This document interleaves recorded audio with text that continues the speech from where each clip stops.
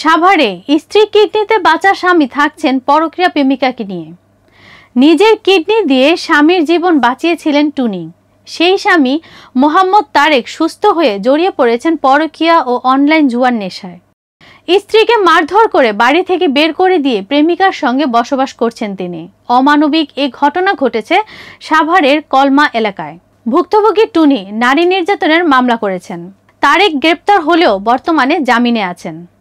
পারিবারিক সূত্রে জানা যায় 2006 সালে মালয়েশিয়া প্রবাসী তারেকের সঙ্গে কলেজ ছাত্রী টুনির বিয়ে হয়। 1 বছরের মাথায় তাদের সংসারে আসে এক পুত্র সন্তান।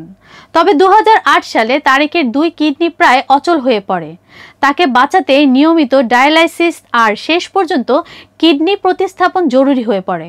ভালোবাসার টানে টুনি স্বামীর হাত ছাড়েননি, ভারতের সিএমসি হাসপাতালে চিকিৎসা করান। নিজের কিডনি দিয়ে স্বামীকে প্রাণে বাঁচান।